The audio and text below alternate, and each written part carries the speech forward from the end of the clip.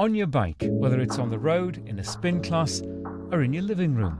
Cycling is one of the most joint-friendly ways to build cardiovascular fitness, burn calories, and strengthen your legs. Hello again, welcome to the Live Long podcast and our Move for Life series, short episodes with Nate Wilkins and Shebah Carfagna, where we focus on the basics. In this episode, we'll break down why cycling is such a powerful longevity tool and how to get started safely no matter what your fitness level.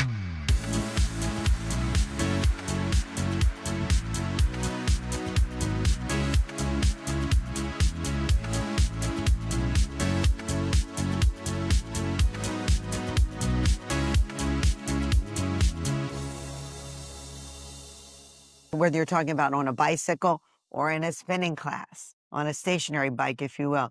Continual progression of the legs and the lower body is excellent. It's that movement for the lower body and moving the larger muscles in your body. Also the heart benefits, the vascular benefits.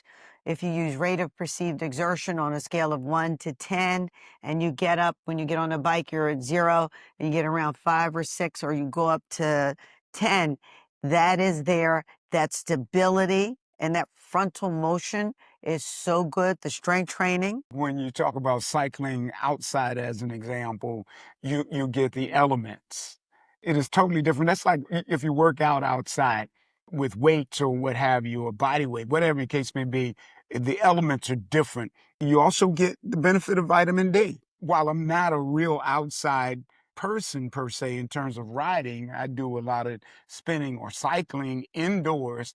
I still see the benefit of doing it outside, particularly in an environment that's safe. And the synovial fluid in your lower body, that flexibility in your hips, because as you get older, the joints and everything wears. So you want to keep that synovial fluid going and thinking about your cartilage, the improvement of your cartilage. That keeps the joints moving as well. One of the great benefits of cycling is that it is low impact in terms of your body. It can be, it can be low impact. If you get in one of those spinning classes that Nate used to teach, it's very high impact. Now you see a lot on Instagram. Everybody's up, down, over here. You know, there was a time when they did weights on spinning bikes that we really did not support that. There's some things that we don't support that are trends, but I think it can be low impact. But on a spin bike, if you raise the gear, it becomes harder. Your cardiovascular goes to work.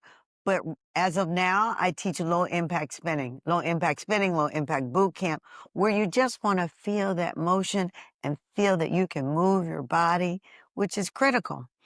And it goes back to the same conversation we talked about with walking. You could do that individually, or you could do it in a group.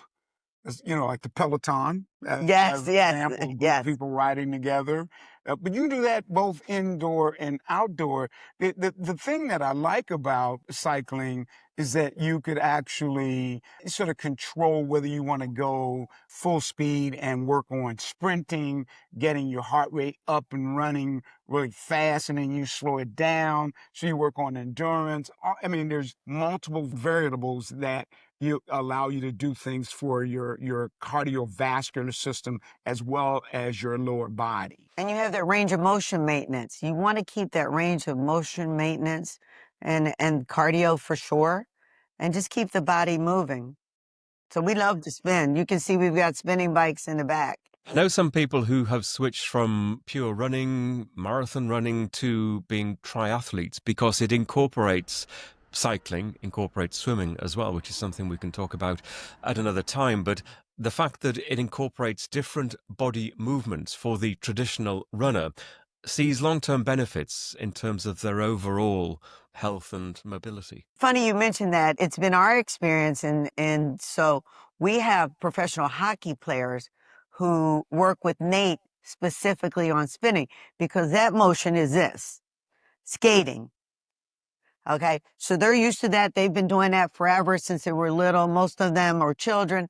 But when they get on that spin bike, it is a whole different movement in the biomechanical chain of movement, which is different than what they're used to, which probably strengthens their legs differently. Think of your legs moving like this, you're using the muscles differently. And here you're using more of the quads, more of the hamstrings. You're using them as well here, but you're also using body weight to shift. You know, on a spin bike, your body's stabilized, and the whole goal is to get you to isolate your lower body and get different muscle development, to hit the muscles differently. And we've talked about that in previous episodes, is what are the differences in the exercises, even just using the legs, to give the muscle a better kind of situation to perform, whether you're a pro athlete or you're someone who's just starting out. One of the things that you have to pay attention to when we talk about aging and longevity is the impact of sitting down on the bike, particularly if you have some prostate issues. So again, have to pay attention to those pieces. So sometimes you need to stand up a lot longer than you sit down if you have those issues. I just want to make sure we address that. And that's another conversation, prostate and cycling. That, you know, because that can be an issue for sure that we've dealt with firsthand. This just goes to what we've said several times. You need to check these things out with your doctor, with your health professional first, to see that you will know that if you have issues, but maybe you need a general physical as well, just to determine whether cycling is going to be appropriate for you.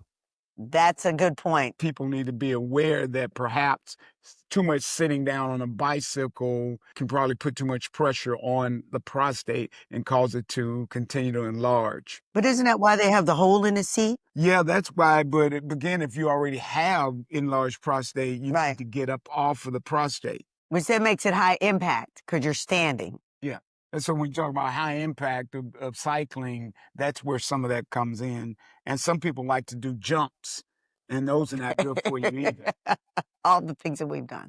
And this, of course, draws attention to the mechanical side of cycling. Then if you're going to choose outdoor cycling, you need to think carefully about the kind of bicycle that is suitable for you. You could have a mountain bike, you could have a racing bike, and you need to think carefully about the kind of cycling you're going to be doing that's the most appropriate, the kind of terrain that you're going to be cycling on. All of these issues are important, aren't they?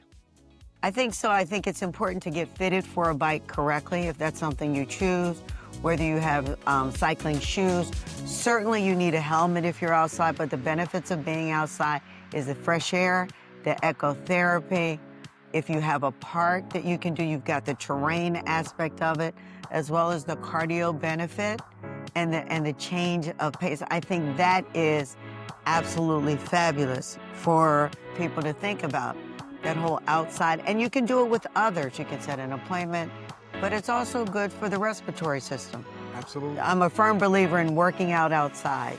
So cycling improves heart health, builds lower body strength, supports joint health, and lifts your mood.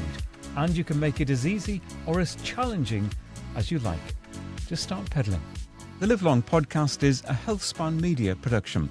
I'm Peter Bowes. You can contact me through our website, livelongpodcast.com, where you'll also find show notes for this episode. This podcast is for informational, educational, and entertainment purposes only. We do not offer medical advice. If you have health concerns of any kind, or you are considering adopting a new diet or exercise regime, you should first consult your doctor.